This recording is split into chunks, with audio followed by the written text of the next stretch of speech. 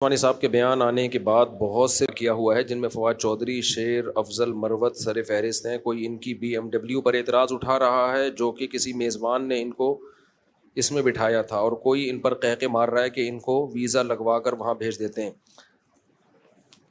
جب ماں باپ کی تربیت نہیں ہوتی نا تو بدتمیزی بچے پیدا ہوتے ہیں۔ حضرت مفتی تقی عثمانی صاحب سپریم کورٹ کے جج ریٹائر ہوئے ہیں، ان کے پاس تو ویسے ہی اچھی خاصی تنخواہ تھی، ان کی حلال تنخواہ تھی۔ سعودی عرب میں 5 سال وہ وہاں کی فقی مجلس کے امیر رہے ہیں، تو اس میں سعودی عرب کی طرف سے بھی ان کو تنخواہ ملتی تھی۔ ان کو تو ارب پتی ہونا چاہیے تھا، جبکہ وہ ارب پتی نہیں ہے۔ اس دور میں ہمیں پتہ چلا تھا کہ وہ اپنی تنخواہ کا بہت بڑا حصہ صدقہ کر دیتے ہیں۔ تو ایسی اگر وہ BMW رکھ بھی لیتے ہیں تو کیا حرج ہے اس میں؟ اور حقیقت میں یہ کہ وہ BMW ان کی ہے بھی نہیں، تو میزبان نے ان کو پروٹوکول کے لیے جب کوئی بلاتا ہے نا، تو کچھ لوگ خاندانی بدتمیز ہوتے ہیں۔ حضرت مفتی تقی صاحب تو ایسی شخصیت ہیں، ان کی زبان سے تو کبھی کوئی منفی جملہ ہم نے سنا ہی نہیں ہے، کبھی ان کی زبان سے کوئی منفی جملہ نہیں سنا ہم نے، بااخلاق۔ تو ابھی دیکھو میڈیا نے ایک ایسا ٹرینڈ چلا دیا ہے ملک میں، جو منہ میں اٹھتا ہے اپنا کیریکٹر ان لوگوں کا دیکھو، آپ اپنی عیاشیاں ان کی دیکھو، کیا کچھ نہیں کر رہے ہوتے یہ۔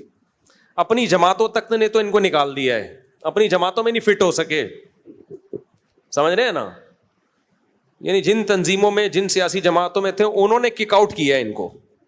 بعض تو ایسے اعلیٰ درجے کے مجاہد ہیں کہ 1-2 دفعہ اسٹیبلشمنٹ نے 2-4 چترول لگائے تو فوراً اپنے قائد سے برات کا اعلان کر دیا۔ یعنی آپ جس قائد کے پیچھے چلا کرتے تھے، 2 تھپڑ لگے اور آپ نے وہ بولا قائد ہی آپ کا گیا، ٹھیک ہے نا؟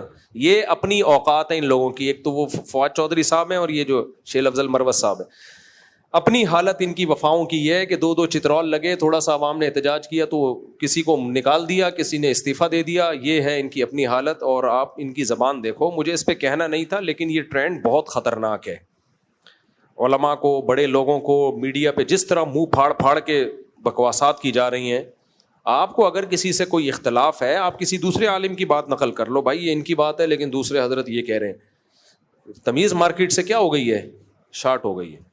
تو یہ مجھے ان کے خلاف کہنے کی ضرورت نہیں تھی، یہ تو انہوں نے سوال پوچھ لیا، کیونکہ کمنٹس میں ہی لوگوں نے ماشاءاللہ کافی طبیعت ہری کر دی ہے۔ لیکن دیکھو، بے عزتی ہمیشہ عزت دار آدمی کو فیل ہوتی ہے، ان لوگوں کو اپنی بے عزتی فیل نہیں ہوتی۔ وجہ اس کی ہے کہ عزت ہوتی ہے تو انسان کو بے عزتی فیل ہوتی ہے۔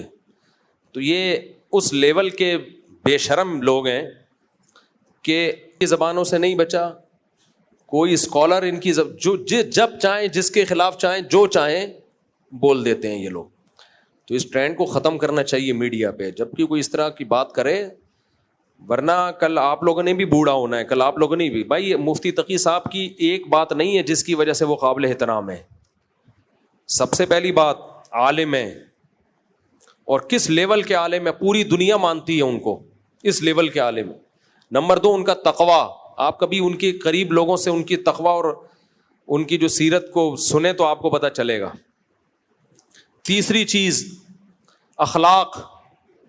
اتنی زندگی گزار دی، کبھی کسی کا نام لے کے اس پہ بھپتیاں کسنا، کتنے نپے تلے الفاظ وہ زبان سے نکالتے ہیں، جب کوئی بات کرتے ہیں کتنی دفعہ اس کو ریپیٹ کرتے ہیں کہ کوئی مبالغہ آرائی نہ ہو جائے۔ میں نہیں کہہ رہا کہ انسان خطاؤں سے پاک ہے، ہر انسان سے غلطی ہو سکتی ہے، حضرت سے بھی ہو سکتی ہے، لیکن کوالٹیز کتنی ہیں۔ چوتھی بات، بوڑھے بھی ہیں۔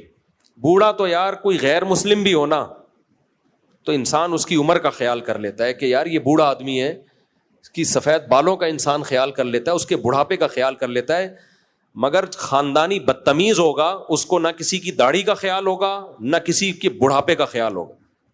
ہم کسی بوڑھے کو دیکھتے ہیں نا، کتنا ہی غلط، تو آدمی کہتا ہے یار اس کی عمر دیکھو، اپنی عمر دیکھو، ہم کیا اس کے خلاف بات کریں۔ ہم ان بے شرموں میں کسی کے بڑھاپے کا بھی خیال نہیں ہے۔